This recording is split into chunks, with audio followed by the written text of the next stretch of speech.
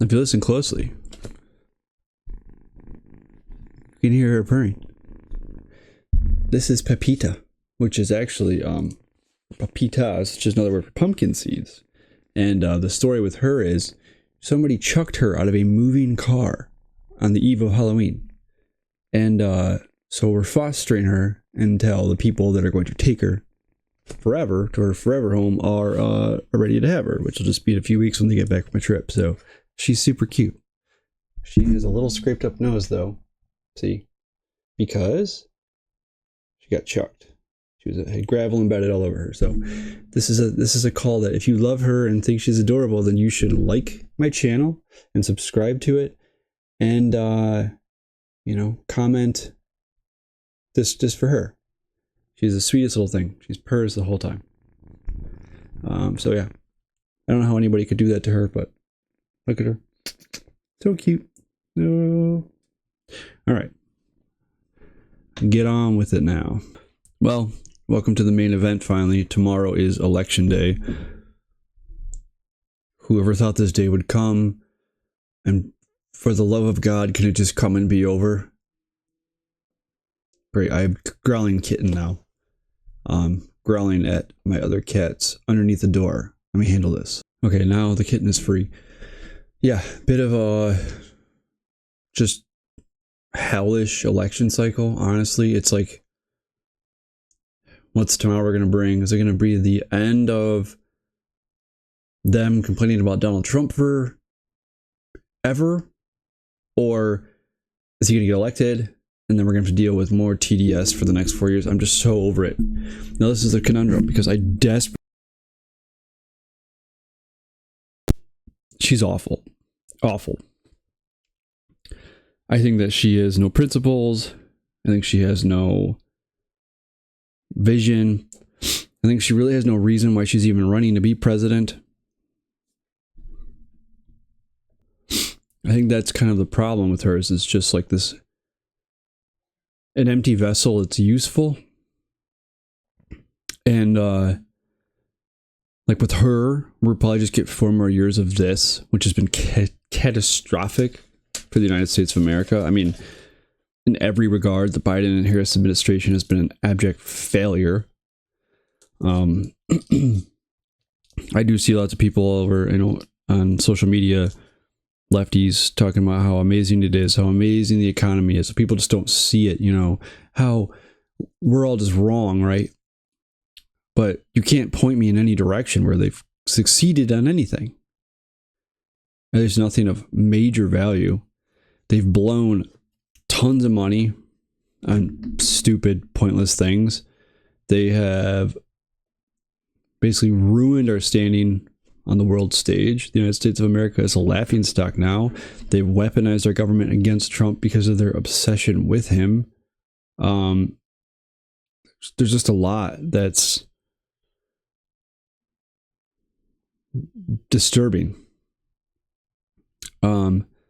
about that presidency, and the potential of it being anything more than a second round, be anything more than a failure, is insane. Like, she's not good on anything. She has not accomplished anything when it comes to vice president. I know the VPs don't really do a whole lot, okay, but she has done nothing. She did nothing to earn the VP nomination, has done nothing to earn the presidency. Now with him, I don't know. I'm over the Trump stuff. I really am. I'm sorry if you're a Trumper, but like, man, it burns. I'm burned out. But a big reason why is just because they have made us burned out. The constant media obsession with the guy. I'm over it. And I'm over I'm over his antics, and I'm over everything. But I can't fathom him being worse than her. I just don't know how that's possible. I can't, I think a lot of people were nostalgic for back in like 2018, 2019, when things were great. Money, I had money. There were jobs. Economy was, the future looked so bright, and then it crashed. 2020. Of course, people say, "Oh, it's his fault." Well, I mean, clearly, yeah, it's his fault when there's a pandemic where you all shut the country down, shut the world down. I saw somebody the the other day talking about, I think it was Mark Cuban was up there complaining about Trump. That guy has clearly something happened between the two of them, because he has been nothing but on a rant, on a tangent, bashing Trump at every opportunity. But then when Trump ran in 2016, Cuban was all about him, right? And before Trump ran in 2016, oh, that's my boy, that's my guy. And then all of a sudden, Trump's a failed businessman. He's terrible at whatever he does. Like something changed between 2016 and now, when Trump was president, of course. So Cuban seems like the kind of guy who just desperately wants somebody to put him in office. He's obviously some power hungry type of person. But I saw somebody talking about Trump's the 2020 thing, and the person said it was Mark Cuban's. But the point about him was, I was watching a video, then it was like Bill O'Reilly was responding to him about his stupid talking points, and somebody in the comments was like, well, Trump failed in 2020 and he didn't act fast enough, and when he did, he did too much or whatever. It's like, do people not realize that he didn't come up with a national plan fast enough? And it's like, well, what did Biden do? Well, nothing, because he can't do anything. The way this country is designed, Trump couldn't force you all to lock down or force you all to take a jab or whatever you think. So it's just stupid excuses. But,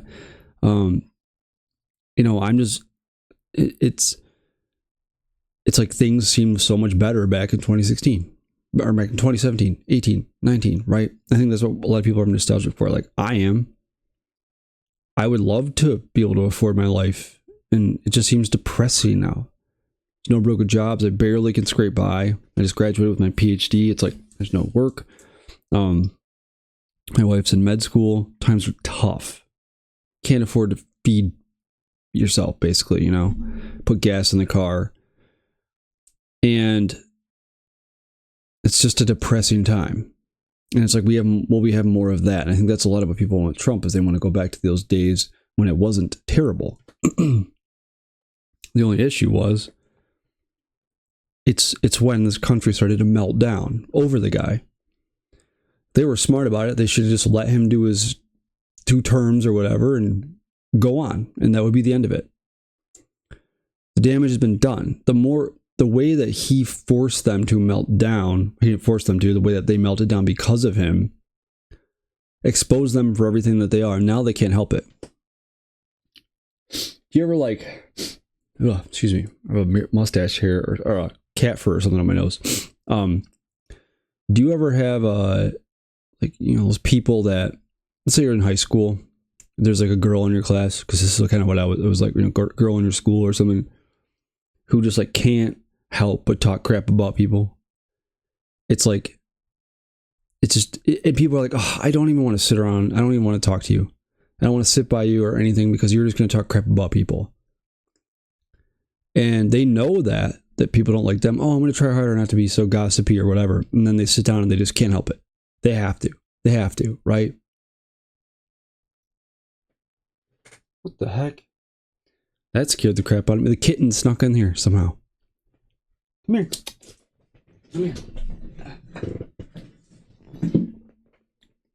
Listen to this little thing. Who could chuck this thing from a moving car? Look at her poor little nose. 8 weeks old, huh? Right? So cute. Excuse me. Well, cough drop here. That person can't stop talking crap. They have to, right? And they know it's costing them relationships and what have you. But that person, it's a compulsion. They sit down, they have to do it. It's like a pathological liar. They have to. Kleptom, whatever. Think of any compulsory type thing. That's what the media and the political establishment has been since Trump came along. They have these compulsions to just demonize him, attack him, go after him, and they're only just They're only just further dividing the country and making themselves look stupid and discrediting themselves. If they would have just shut up, let things move on.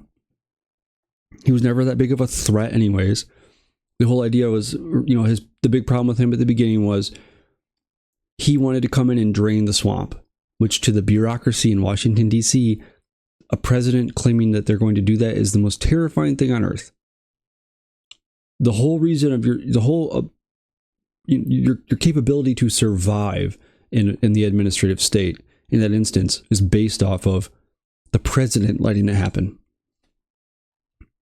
So Trump claimed he was going to do that, but he got in not realizing at all what politics was like, not realizing what all it was going to be like in the White House. And that's what screwed him. And, whether or not they just let him be and just, followed him fairly and let him do his thing, probably a whole lot would not have been done. There would not have been a whole lot accomplished. And that's the position we're at now. With him coming in again, Trump had to lean too heavily on people in permanent Washington. And he's going to probably end up doing it again. Because when people ask him about it, he doesn't ever say, listen, I screwed up on that whole thing last time. I need to do better. I need to find better advisors. I need to find better staff. He's talking about how great it was to work with Bolton or John Bolton and all these people, And it's like, you just come across like you learn nothing. And so for him to talk like that, and you guys, I'm talking about the media, the Democrats, whatever, acting like he's this great, great threat. Like, there's no threat here. The biggest threat to you all is that he represents, I know I say this all the time, he represents a huge chunk of the country that will never buy into your crap again. And whether he's elected or not does not mean that's going to go away. It seemed like there's been something building up in this country for a long time where a populist movement was inevitable. Because for too long, Americans were pushed to the wayside at the expense of, the deep state, the military industrial complex, our government, politicians, what have you. Americans were pushed to the side for too long. And then I think, those wars in 2000, 2003 until recently, we're still in Iraq. That whole era just cost them whatever loyalty they had left. Because Obama came in under this pretense that he was going to end it all and he's going to be a super progressive guy and stop the killing. And he just continued George Bush's policies. Obama is this rock star to the left, but the guy was a failed president by every metric. Obama's not cool anymore. You see him up there trying desperately to win people over, and he just comes across as like a fogey now. Like, oh, dude, I don't want to listen to that guy. He's lame. And the whole like guilting people into voting for Kamala Harris doesn't work anymore because people are fed up. That's it. That's the populist part of this. This push where they go, Trump's a fascist. He's not a fascist. He's a populist. And populism is on the rise right now because there's a rejection globally of the establishment politicians. And you see a rise in authoritarianism as a response to that. Right? You saw what happened with Milei in Argentina. You see some of these other places like Italy. There's a greater movement throughout Europe to push back with more libertarian like leanings, and then on the other side,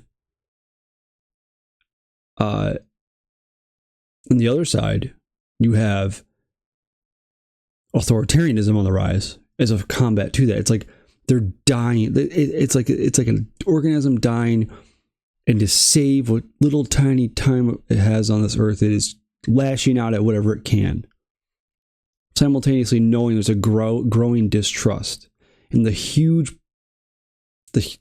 ultimate straw was what they did during the pandemic. It ruined them in every way. people were far too eager to do their bit by letting the government control them. But in the end, when it turned out that they, you can discern what you think, like how well they did and how right they were about things. But I would say that it was the opposite of they were right about things. And in that light, people rejected it further. And so this movement with Trump, it's not fascism. Fascism it's a state-directed system, more centralized power, more ethno-nationalism, militaristic type deal. There's nothing about Trump's whole ordeal that represents fascism. It's populism. But they can't say populism because populism isn't scary. Fascism is scary. Hitler, remember? You know that thing that was defeated 8 decades ago and has only been present as fringe movements here and there? That's the real threat. It's been subversive for all these years until it's ready to pop up with a knife, stab you, sprout wings, and take over this whole thing. No, it's preposterous. Progressivism, communism have been far more prevalent than fascism has been. Because progressivism and communism won out. And this idea that Trump's a fascist is it's absurd. It's absurd. There are tenets of progressivism that align with fascism, but progressivism is far more globalist. They do push identity politics in both ways, just in a different direction. But there's just nothing that this whole Nazi thing it's ridiculous. So the threat that is Trump is not anything more than he's a threat to that organism that is the blob or the state. And we're about to see, no matter what happens, I don't know, how long do you think this is going to take before we actually get a result on this election? Probably, never. Just kidding. Probably by like December, right? December or, January. Just joking. Last time it was ridiculous, but of course, they had to count the bajillion mail-in ballots. This time, though, they're going to try to string this thing along as long as they can. And, on that note, if you would like to sign up to get the links for the stories that I talk about, go ahead and click on the link in the description of this video. And every day I send out a newsletter. So I send out one on Monday, Wednesday, Friday that has commentary. Then I send out one on Tuesday, Thursday, Saturday that's just links. And I also have my website, which is my website is historyonaWhim.com because I'm a historian. And for now, till I have enough money to do an entire website for the Join or Die stuff, I am doing a page on there, like a second site, essentially. What the heck is going on? For Join or Die. So if you click on the link there, I will show you that. So you can, and that will just be, so I have my daily newsletters, but also there, I just want to be able to write other articles that don't necessarily go out through the email. And there's also a link. So on that same note, my history articles and stuff are on there too, if you're interested in that. I haven't had a whole lot of time to do history stuff lately. History research takes a very long, I'm a perfectionist when it comes to that stuff. So it takes a lot of work. And right now, with things being what they are financially, I can't really afford to do a whole lot of major history research right now, but I'm pushing toward it once, employment happens. So for now, the political news commentary, and then I try to tie a lot of that to history stuff too, but just not the super in-depth research and citations and sources and stuff. So check that out. That's interesting to you. But so on the note of tomorrow's election, I wanted to talk about the whole thing going on in DC and in Palm Beach. Beach County, Florida. Here, let me fix this size of this. Hopefully everybody had a good, safe Halloween. My kids got about 16 pounds of candy, which is going to sit around the house for the next 3-4 months and be enticing, which is the last thing I need. Because like most people, I'm a Reese's peanut butter cup fiend. And my kids, you know, they like chocolate stuff, but they're more into like gross gummy candy and stuff. So if they pick candy, which they're not going to get it to eat it very often, it's like the good stuff sits around. It's too tempting. Halloween is it's a fun holiday, but it's bad. And my kids got to go out and do a ton of trick-or-treating this year. So Washington braces for Election Day violence, erects fencing around the White House and Kamala's house and boards of businesses. This is from the Post-Millennial. Now, in preparation for the election, business owners have boarded up their storefronts, while security fencing has been erected around the White House, Capitol building, and VP Kamala Harris's residence. I would like to ask, you can check out this article, the link is in the newsletter. You know, I want Post-Millennial to get their due. This is just a nice trigger for the conversation here. Why are they boarding up Washington, D.C.? Because D.C. is predominantly going to be Kamala supporters. I mean, it's almost going to be overwhelmingly Kamala supporters. And I don't know if you know this. Of course, I'm sure people are going to freak out about this. But J6, I'm talking about most of the time, people rioting are not Trump supporters. Okay? Just like a lot of the times, the violent acts that you see going out there are the awkward confrontations or the irate political partisans tend to be more on Harris's side. And I can tell you, if Trump wins tomorrow, I am far more terrified for the uprising that will come out of that than I am if Kamala wins. I think Trump supporters are not stupid enough for the most part to go out rioting because they can only fathom what the retribution will be like. Especially if they're damaging DC. So in Florida, though, where Trump's setting up, there is, Secret Services going all out there as they should because, people have already tried to kill the guy twice.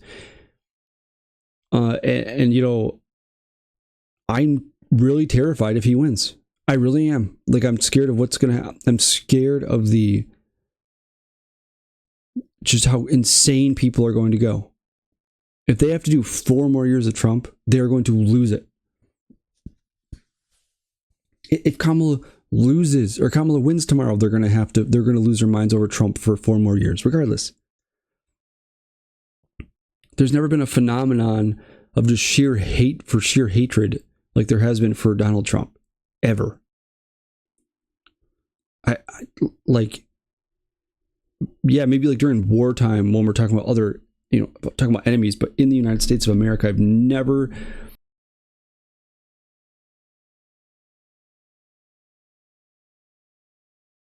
Sorry if that cut out. So all the years of doing historical research, I've never witnessed anything like this in my life. And all my research in my lifetime, this is amazing what they've been able to do here. And they've convinced enough people that he is the greatest threat to democracy. He's terrifying beyond all belief. He's the literal boogeyman. What are people going? People have already tried to take him out because he is this great threat. What are they going to do when he becomes the president again? Something tells me they want something bad to happen. But they also want something bad to happen on the right. Meaning, if Trump loses, they're begging for something to happen. And that's kind of what happened. Think about how difficult their narrative would be if Trump had never tried to take the election cases to court and January 6th never happened. They would have nothing else, right? Like January 6th, the day would have come, but the whole ordeal, if that had never happened, they would have nothing to go off of. So it's like they seem like they would be pretty happy for that to happen, right? If you're a Trump supporter, don't be stupid. I don't think you will be, but I'm just saying, don't be dumb. Don't do dumb things. Don't regret things. Don't do things you'll regret forever, because they will ruin you. And if Trump wins, Harris supporters will go out and do bad things and get away with it, and the media will cover for them because they'll say, oh, but he was a threat to democracy. He was a dangerous guy. I wanted to talk about this article, kind of an aside as we head into the election, from Mises.org. This is actually from Lou Rockwell wrote this. And it's titled, "The Presidency is the Greatest Threat to Our Freedoms." Mises.org is a great place to go for all sorts of information. I myself am a Mises Rothbardian libertarian, so these guys have kind of changed my entire worldview. Now, the very, very first sentence is, "The presidency must be destroyed. It's the primary evil we face and causes nearly all our woes. So it squanders national wealth, starts wars, it ruins families, tramples our rights, invades communities, spies on bank accounts, skews culture toward decadence and trash, it lies."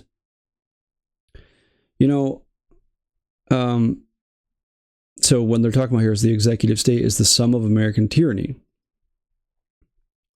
The president insists on a complete devotion and humble submission to its dictates, even while it steals the products of our labor, drives us into economic ruin. It is the chief mischief maker in every part of the globe, the leading wrecker of nations, the usurer,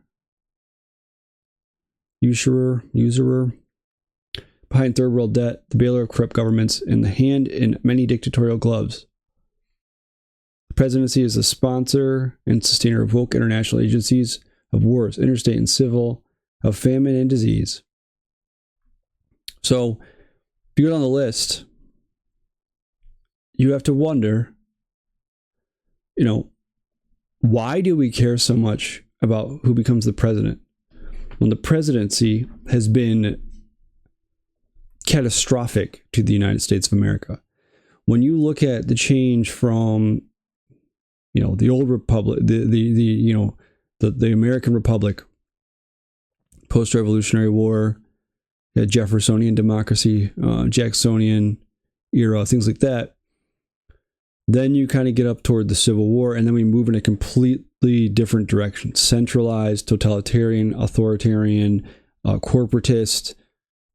We move all that way through.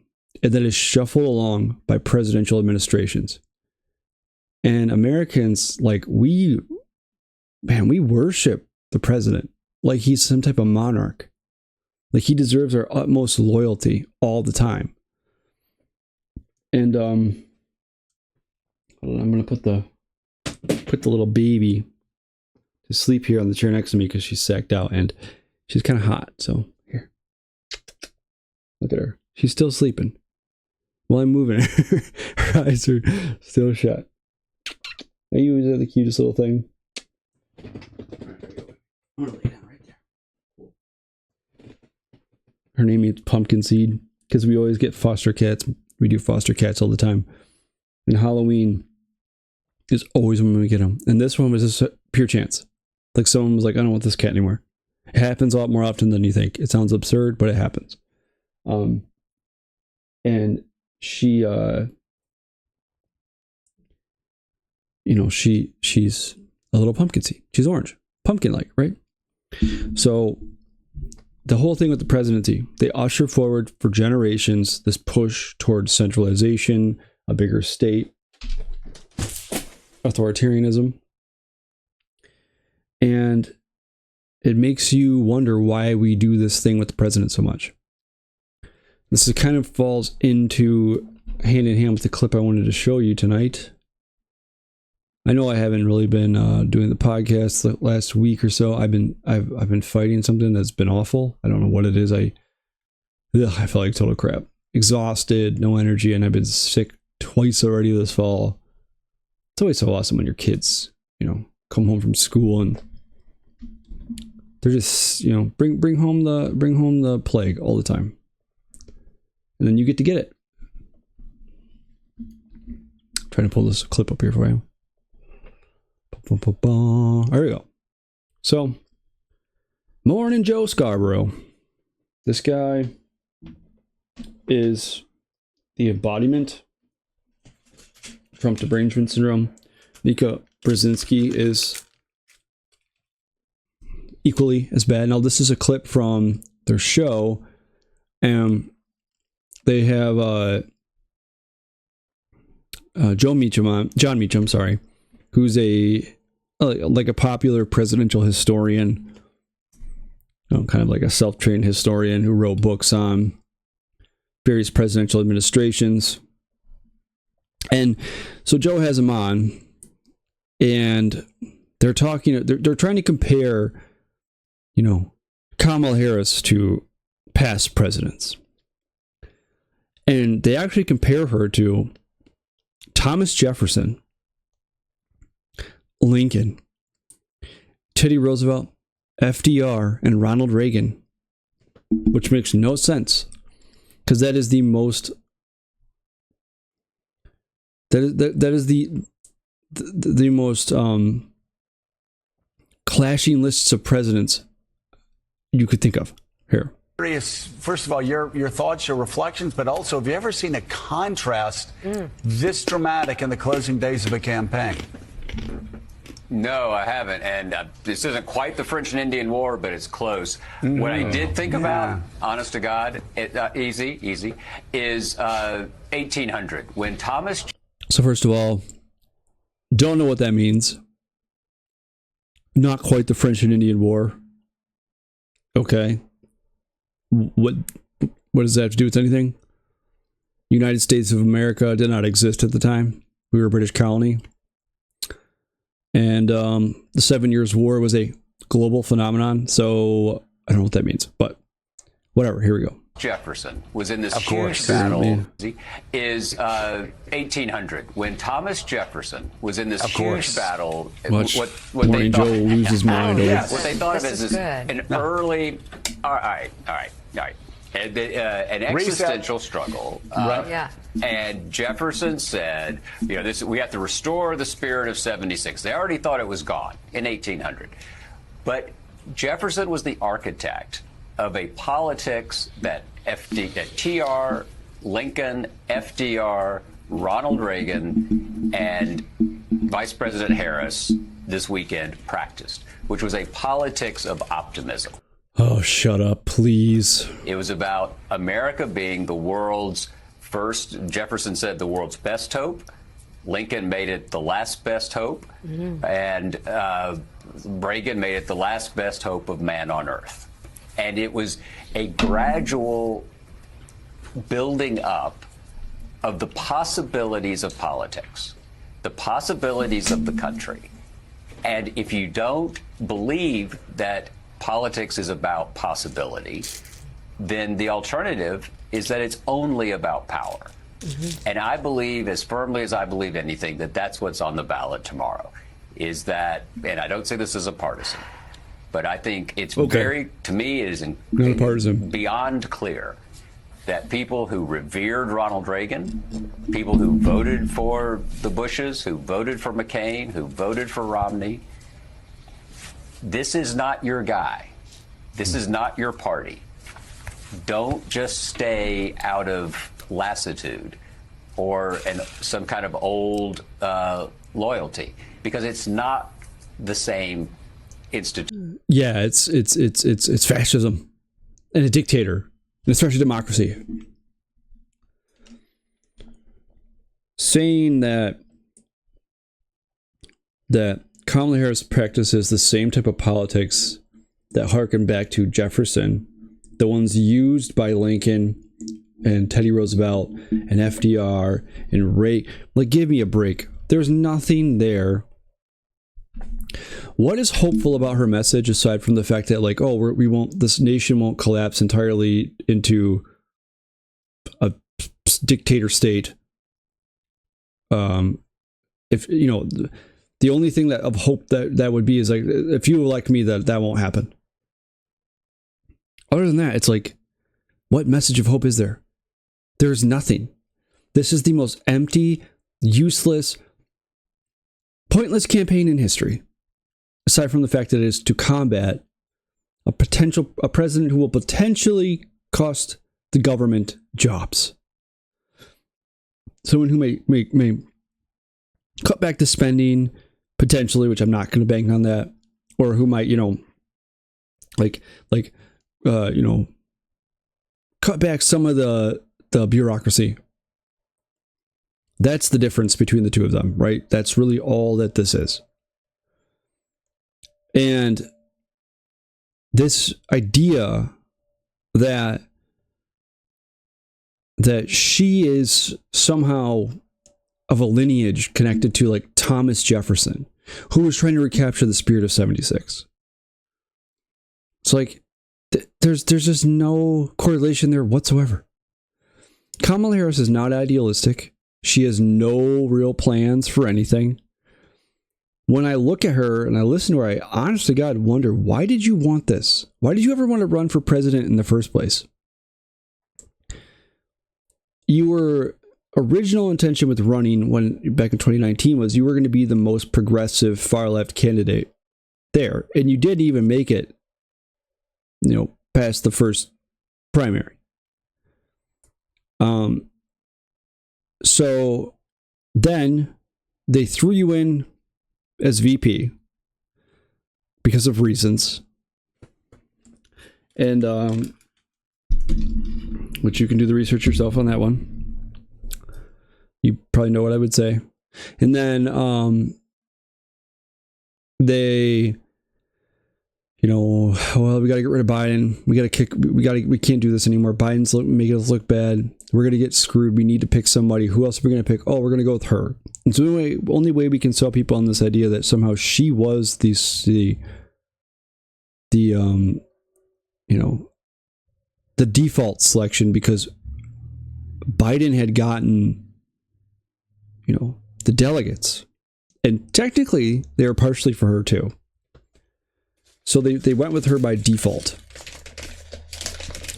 And so she was thrust in this position, and it was a total shock. Total shock. And you can see it when she's up there talking. She doesn't look like she wants to be there. She doesn't look like this is a position she ever saw herself being in. And she is completely flipped on everything that she ran on back in 2019. Which tells you that she doesn't have a whole lot of principles. She doesn't have a grander plan. She doesn't have aspirations. And you wonder, why she wanted to run for president. I think about that all the time. Why? What compelled you to do this? I don't believe you that you care about opportunity, economy, and all this crap. I don't believe you. I don't think you care about that. I don't think you care about Americans. I don't think you care about anything. I think you care about, political leadership because of, power and it sounds like she always kind of wanted to be seen as somebody she wasn't. Seen as always be seen as somebody who, was high profile, right? And that kind of helped her fall her way up to the top. And so it's like, why run for president? And I don't think she had a choice. I think they said, you're going to run because we have nobody else, and you better go out there and win this damn thing for us. Oh, barf. I'm watching here we go. I'm watching the Monday Night Football game on ESPN. So, of course, it's ABC too. And they just showed the election coverage. Voters, 46% of voters preferred Trump to 49% for Kamala. Okay, sure. Now, continuing to talk about her. So she has nothing. And this idea that somehow she's tied to these presidents who are very idealistic, they had grand plans. is preposterous. And to be honest with you,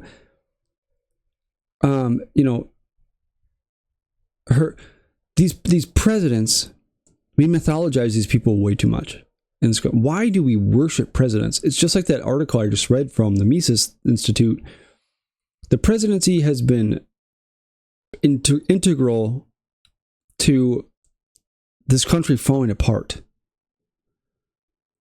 And we spend all year long, every year, obsessing about the next president. We see people campaigning constantly. The 24-hour news cycle is all about the presidency. And these are the presidencies that have dragged us into countless wars. They've destroyed our economy. They spent endless supplies of money. We are $30 trillion in debt because of it. Now, it's all done to appease voters, right? And buy support overseas and things like that. It's done nothing to benefit us. But historically, we worship these presidents. Like somehow these great presidents they're these mythological beings in our history.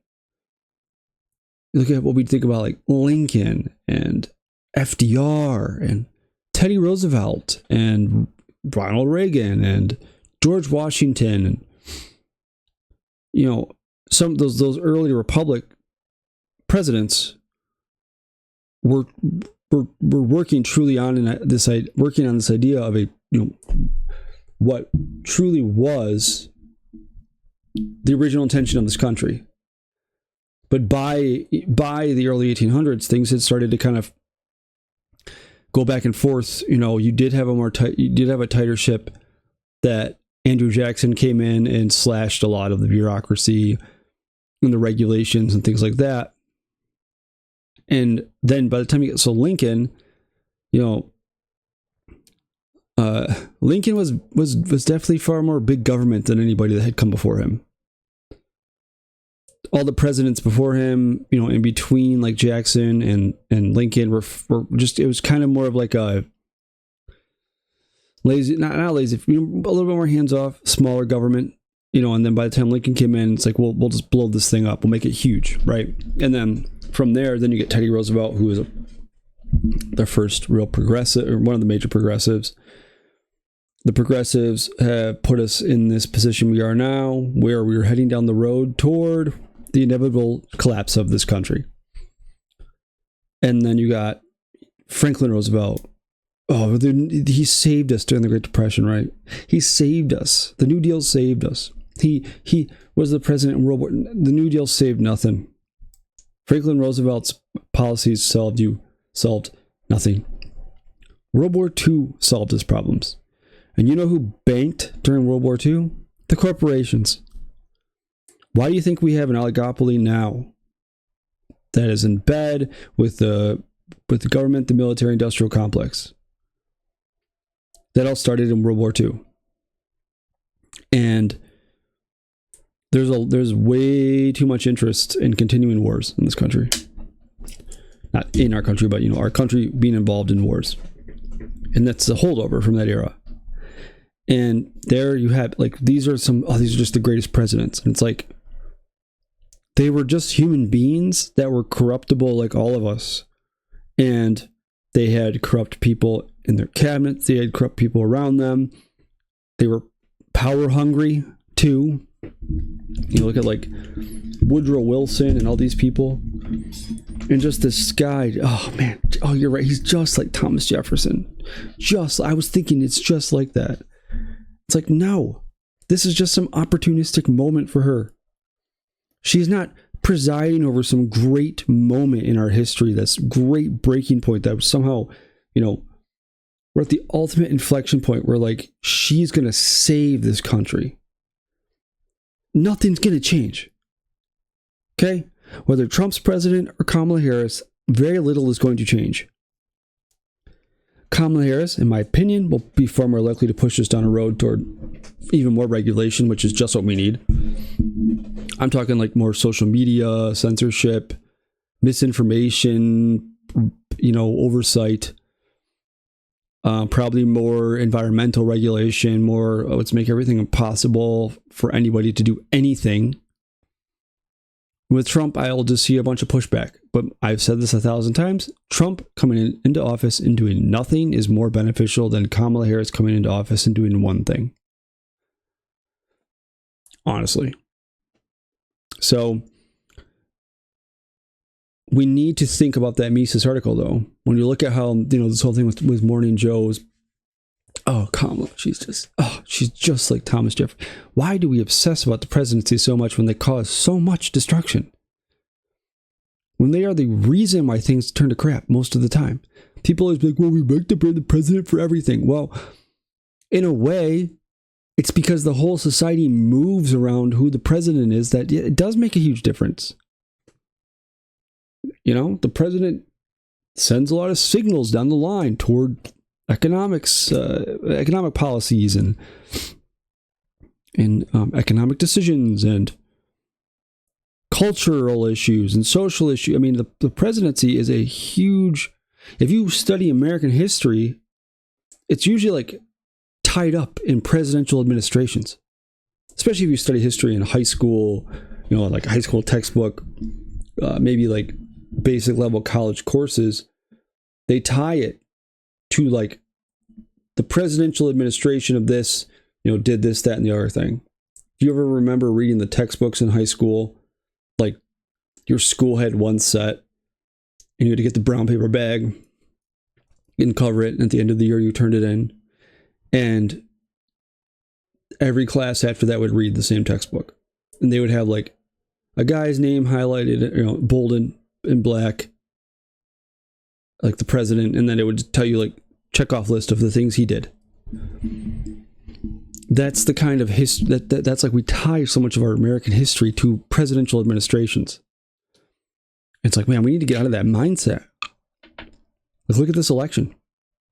It is brutal. This election has been brutal. I cannot wait for it to be over. I don't care who wins at this point.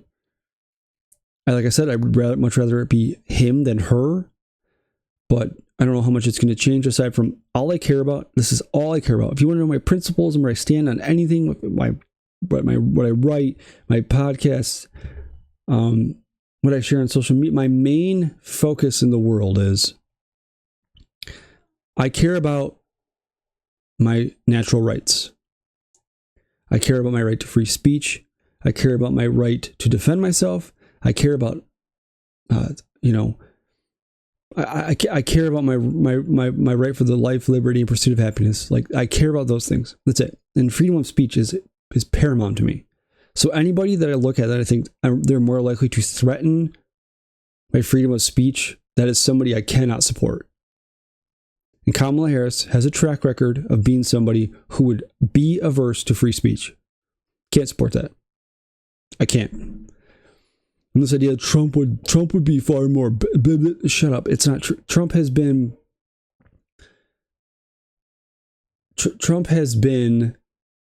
much more... Trump has been far more pro-free speech than Kamala ever has. And this idea that somehow Trump's going to start going after his political opponents and stuff, it's like, look who's talking. You guys have been doing that ever since Trump got out of office. So I can't. But either way, back to what I'm saying, I'm so over this election. Like, I'm tired of the phone calls and the text messages, and I'm tired of the, I'm trying to find my phone here. So I'm watching football on it. The political mailers. And then once the election's over, I'm going to show you my nice collection of political mailers. But let's just see how many text messages I got today for political texts. 1, 2, 3, 4, 5, 6, 7, 8, 9, 10, 11, 12, 13, 14, 15. Oh, ready for this one? 46. I got 31 text messages from one number today. 37 political text messages today. Hold on. I wanted to show. Look at this.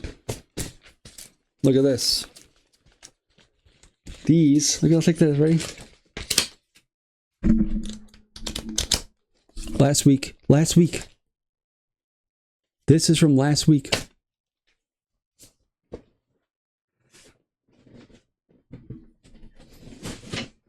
Oh, they're spilled all over the floor. Last week's political mailers. I want this election to be over. I'm tired of watching football and seeing an ad every commercial break. I'm exhausted. I'm tired of the media obsession over Donald Trump. I'm tired of the AstroTurf campaign for Kamala Harris. I just want life to go on. And it's like, will things ever be the same again? Will we ever live in a time where politics is not everything? What's going to happen? What's going to happen when Donald Trump isn't a thing anymore? Life's going to be they're going to have a really hard time adjusting, aren't they? Are they just going to switch targets and go after another political opponent? They're going to have to come up with something to entertain their constituents there. So you had that with the Morning Joe thing and the whole thing about the presidency. Now I wanted to talk about a few more stories here that were like a little bit different. Get out of the election mindset now. I wanted to show you this story. Let me pull it up on the Brave browser.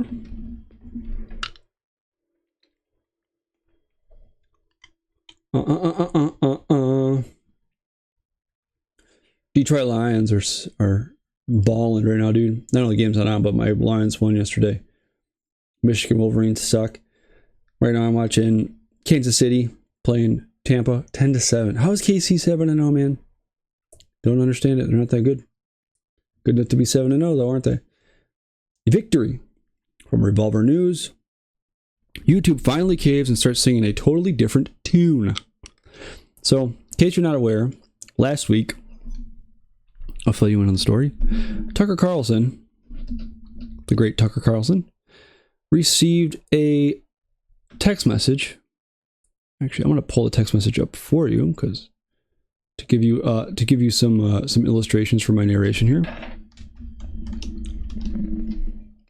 Tucker Carlson gave this person a very nice response to. Dun, dun, dun, dun, dun, dun. Here we go. Okay. Let me swap you over to this edge. I'm not as prepared tonight. Okay, here we go. Now, good day, Mr. Carlson. I hope you're well. I'm Nico Grant, a reporter at the New York Times.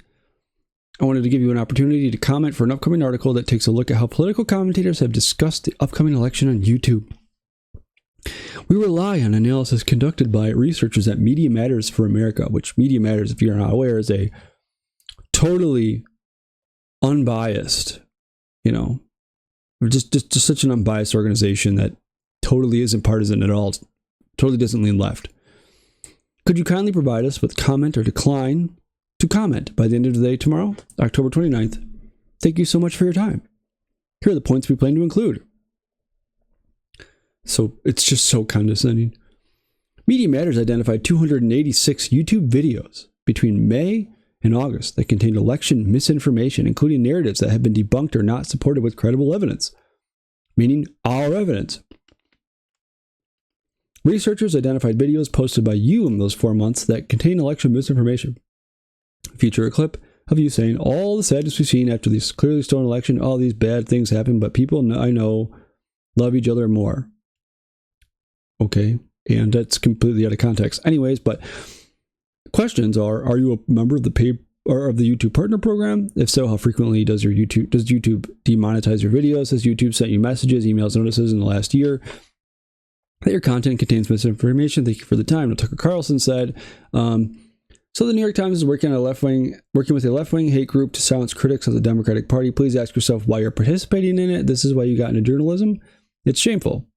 I hope you're filled with guilt and self-loathing for sending me a text like this. Please quote me. Thank you for a prompt response. Would you like to address any of the points or questions above? Would I like to participate in your attempt to censor me? No thanks, but I do hope you'll quote what I wrote above, and also note that I told you to F off, which I am now doing. Thanks.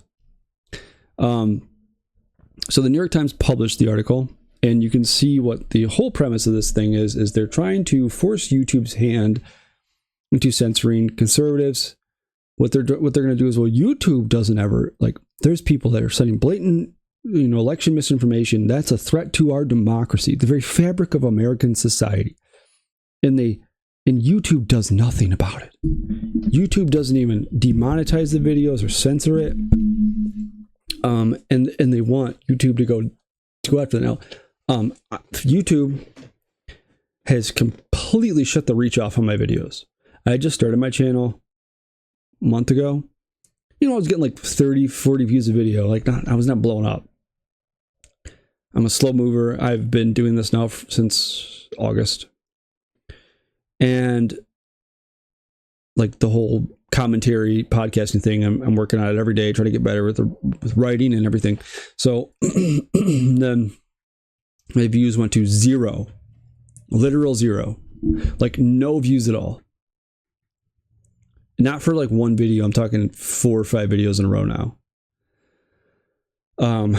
So YouTube, like, very much shadow bans conservatives. And whether they demonetize them or not is irrelevant. If you differ from YouTube's views in that way, they seem to shut your stuff down, And this premise that this article, what's the end game here? YouTube's going to like kick them off the program? You think Tucker Carlson needs YouTube money? Companies like the Daily Wire or Tim Pool, they make their money off YouTube revenue. So I can see it being a problem. And they targeted, it was Tim Pool, Steve Deace, Rudy Giuliani, of course, Michael Knowles, Ben Shapiro.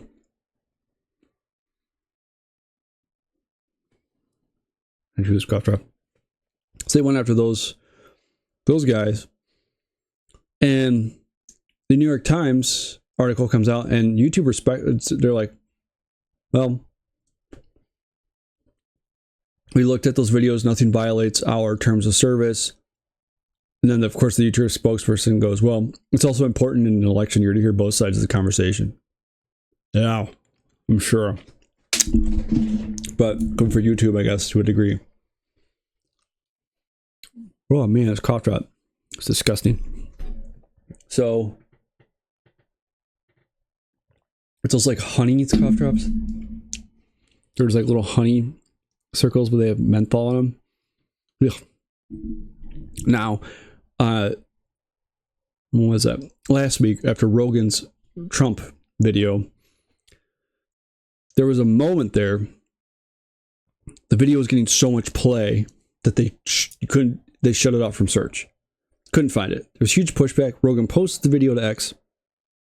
The video magically reappears on YouTube. So YouTube's like probably thinking, like, if this article comes out and we just start demonetizing people, this is going to look really bad for us. Like we already look like we're in cahoots with the government as it is. If you want to guarantee that people think that about our platform, this is it. And it's like, thank God there's a movement in this country toward free speech. Things are rolling in the right direction. Yet there's a lot of fight left. There's a long way to go. But you got Rumble. You got Substack, you got X, there's lots of platforms out there. And it's like pushing back on these platforms. It's censorship is not popular. What happens is people build popular platforms, then other people come and take the platforms over and then make them, they shape them into their own light. You're taking over something to make it your own. If you want proof of this, Facebook's CEO Zuckerberg, they got Mark Zuckerberg, founder of Facebook. When Elon Musk bought Twitter before he turned it into X, he was going to make it a free speech platform. That was the reason why he bought it. There was such outrage from the left. Zuckerberg, who's a libertarian now, yeah, okay, but he started Threads as the alternative to Twitter. It was like Twitter with censorship, which that sounds like a great time. Nobody uses that crap. If you have an Instagram, they'll like automatically set you up a Threads account, and you post stuff to Instagram, it goes to Threads, and it's like, what's the point of Threads then if it's the same stuff from Instagram? But Threads is not a thing. They'll act like Threads has a bajillion monthly users. Let's look it up right now. Let's do some live fact checking. Some live research. Let's see. Threads. Watch this. This is probably going to be preposterous. According to Brave AI. Yeah, here we go. 200 million users in August. Sure, there were. So the thing is, I'll bet you, let's see. Instagram.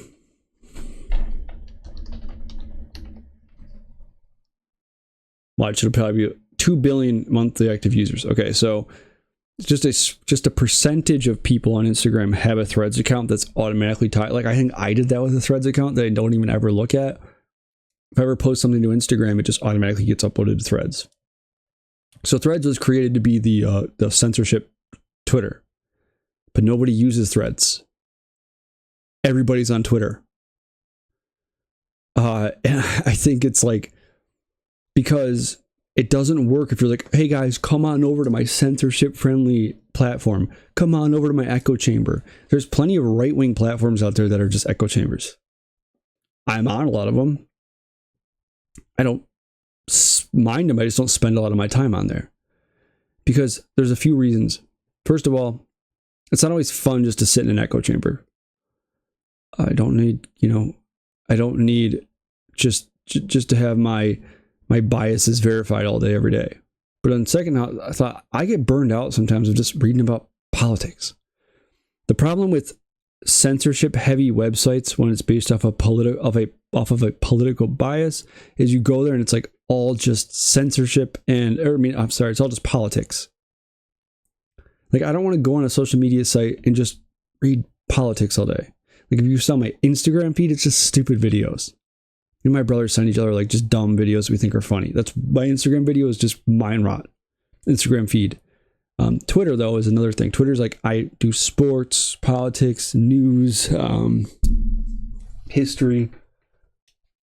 I don't know, just anything. Like, that's like the nice thing about those sites. I like that idea of like a social media place where it's a thing for everybody. So the idea of building a social media site because it's going to be moderated heavily is not inviting to people, right? And so I just don't think censorship's going to win out in the end when it comes to this kind of stuff.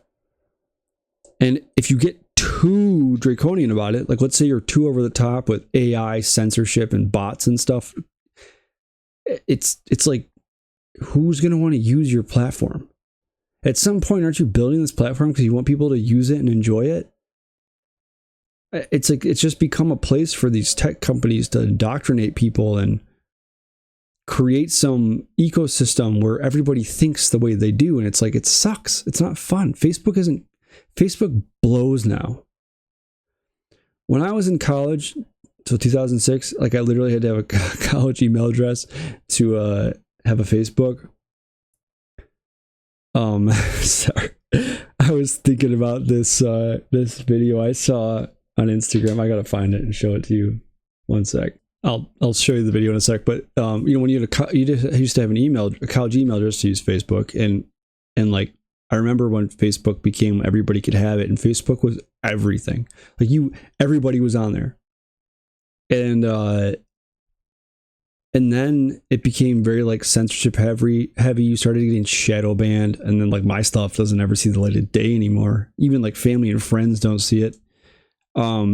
and it just became stupid. And it's like, you ruined your platform. And the problem is, you invite people in to work there, you hire people, you bring in these moderators, and they ruin your platform, and they have no skin in the game.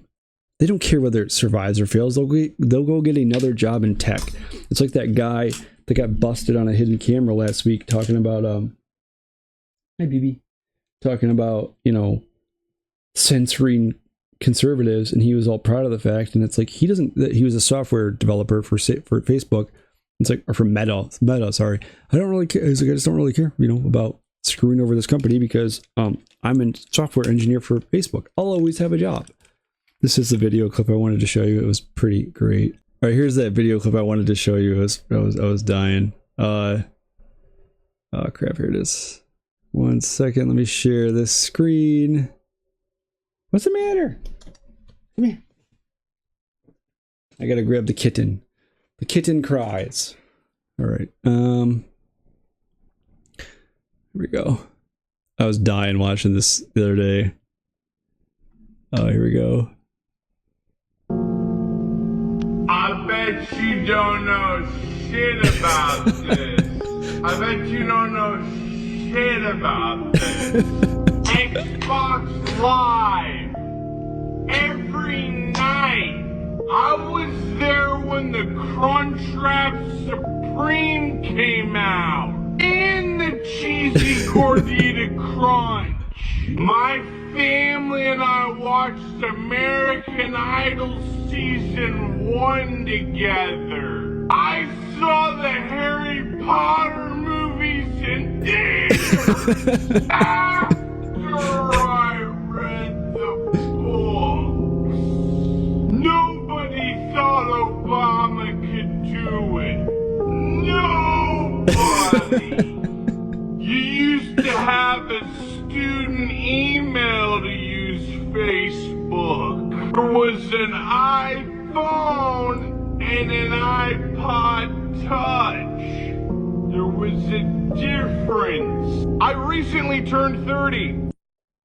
It's just like it's so amazing. Some people are just so good at that, and it's so funny because I feel like I that sounds like me when I talk to my kids sometimes. Like the whole Facebook, having a Facebook or student email address to have a Facebook. I say that a lot. Like, guys, back when I was, you know, or like just even anybody younger, and it's like, yeah, I'm pretty sure all that stuff I've said before. Oh, it's so funny. All right, I wanted to, I guess, just brings a glimmer of hope there that the whole thing that happened with YouTube is a ray of sunshine, because they're not going to start showing you conservative videos, but the fact that they were willing to just say, yeah, well, they didn't violate terms of service, screw off, shows that censorship is not popular. It's not going to continue to be popular. Hey, Pepita. This kitten is adorable. Look at her. Look at this little thing. Oh, it tastes good. Kind of unusual for orange cats to be girls, by the way. But she's got a nice little tuxedo thing going on. I can't fathom how somebody could chuck this cat from a car. People, when I heard that that's what happened, it was like so heartbreaking to me. I'm a cat dude though. Like my wife calls me a crazy cat lady because I'm all about the cats, man. And we foster kittens all the time, and it's always so fun. But then you gotta give them away at the end, and it's so sad. Like, we've done so many batches, and it's a lot of fun. What are you doing? Are you rubbing all over my headphones? So the YouTube thing, it's a ray of sunshine, glimmer of hope. That they're seeing that the whole thing is not popular. All right, well, I'm gonna hop off here. All right, come here, baby. Ooh, you're about to fall into that. Here, purr. You hear that? Hear that rumble? No, you don't want to push. You want to push off. So I wanted to show you that, and then there was one more thing I wanted to briefly just talk about. Well, I have this up. Like I said, links are in the description for the newsletter. Link below. But what's interesting, I guess, about the YouTube thing too is it's like they are going all out trying to come up with anything they can to ruin conservatives. Everything they've tried, or ruin Trump's chances, ruin Elon Musk. And last week we saw it, remember, with the whole Hitler thing, or Trump praising Hitler's generals, and then Trump apparently like assaulted a swimsuit model back 30 years ago, and then Elon Musk talking to Putin, and then you have this story that just shows you there's got to be some level of panic inside there if they're going all out with these types of stories, and it's not going to benefit them in the end. Kitten. Great. Kitten likes to go on my desk. Here, I want to show you this last bit here. College Fix reporting shows how universities have stacked the deck for Democrats this season. Now, according to this article from the College Fix, over 1,200 campuses participate in something called the National Study of Learning, Voting, and Engagement, which was launched during the Obama administration. They essentially sign over students' private FERPA data to take part in the study. According to this article, students on campuses in swing states, Wisconsin, Arizona, and Georgia, just started getting tons of, text messages from the Harris-Walz campaign. And really just without their consent. It's without student consent. And also they're supposed to scrub identifiers from the data, which this article says there's no proof they do that. I'm not an investigative reporter. I'm just a commentator. So there could be something done about that if you want to dig into that, I guess. But you're looking at this and, let's say if the Harris-Walz campaign had obtained tens of thousands of student emails and phone numbers and used that data to lobby for votes in the swing states of Arizona, Wisconsin, and Georgia.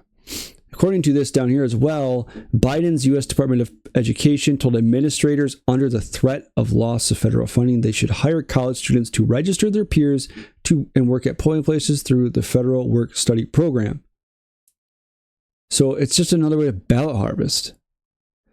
And you will see this whole thing going on lately when it comes to the election, this push against Trump wanting to get rid of the federal Department of Education. And it's like, well, why should conservatives want to keep that around? The federal student loan programs have sunk us into just mountains of debt. And you have Biden canceling student loan debt, which you can't do legally, and that's not how debt works. But he's trying to cancel this debt, and there's no push to just say, okay, well, why do we need to cancel student loan debt? Because the college degrees are not getting people good jobs to pay the student loans back. Isn't that the premise of the whole federal loan program? To give people a better life, they can get student loans, they'll get a good job, we'll have a customer for life paying us back in interest. But they're not getting any of their money back on this. They've lost all this money. And the reason why is because that tells you a lot about the value of college, especially when they told my entire generation, you got to go to college if you want a good job. You have to. So you go to college to get a good job, and guess what? You don't get a good job because there are no good jobs, right? You're out there, and like the last thing, you can't afford to eat, let alone pay your student loans back, right? Especially all that interest. It's ridiculous how much money the interest accrues. What are you doing? Come here. Oh my goodness. Come here. You are a mighty little handful, Missy Kitten. So, instead of making that more valuable or holding the schools accountable, hey, if kids can't get good jobs, then you should refund them the money for their diplomas. Oh, I'm sure the school would drop the rate of college, the college tuition rate real fast and make college more valuable. But we can't expect them to do that. It's because the colleges are like the ultimate factory for producing minions, dude. And there's no doubt here that, you know, of course they're preying on college kids that are not knowledgeable about voting. I keep seeing this crap going around from like the NFL and all. I see these signs, vote. You got to get out and vote. It's your duty as an American to vote. It is not your duty to vote. It's not your duty at all. If you're going to vote, your duty is to be informed on what you're voting on, though. You shouldn't just go out there and vote willy-nilly because a football, an NFL commercial break ad told you to. Or your phone's getting blown up on a college campus, or your peers are forcing you to vote. You should be informed on the issues, because otherwise you're just a cog in the machine, and you're part of the problem. And you need to know what you're voting for, know what you're voting on.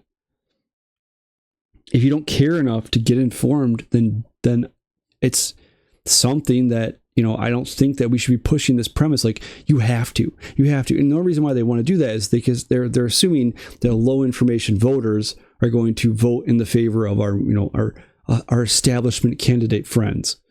And so there you have it. Your federally backed student loans that you're paying for they're using part of that, you know, the opportunity of having those kids in college to pay to rope kids into voting when they probably don't really care all that much, don't know much about the issues, which is hard to believe in 2024, anybody not knowing about the issues. But you can imagine that some of these are probably low information voters and should be well informed before they're pressured into making a decision. But according to this article, if the Federal Department of Education or the schools, if people wanted the information from the schools, all you gotta do is ask. Yeah, sure. I can imagine somebody from the Trump campaign walking into a university and being like, hey, can we have the data to get phone numbers so we can text students? They would probably laugh in your face or throw water in your face because they're so irate that a Trump campaign person would be in their face. So, or in their office. Well, ow, ooh, kitten, really? Thank you. That felt good. What do you have to say for yourself, huh? Oh boy. What is that? All right, well, I'm going to sign off here. What do you say? Huh? You ready to go to bed? Because I am. Boop, boop, boop. All right, well, I will be back tomorrow, or back Wednesday. Bit of a chaotic week. Be interesting to see what happens on Tuesday with the election. Just please say a prayer for this country, say a prayer for yourself, and stay safe and keep away from the crazy people, because they're out there, and whatever happens tomorrow could be dangerous. So just avoid public spaces. Please like, subscribe, share, comment, help me grow. Give me a like on any social media platform I'm on. Sign up for my newsletter. Check out my website. Everything's there, and I would very much appreciate a podcast review if you're listening on the old podcast apps, which should be available anywhere you get your podcasts. All right, well, have a great night and good luck.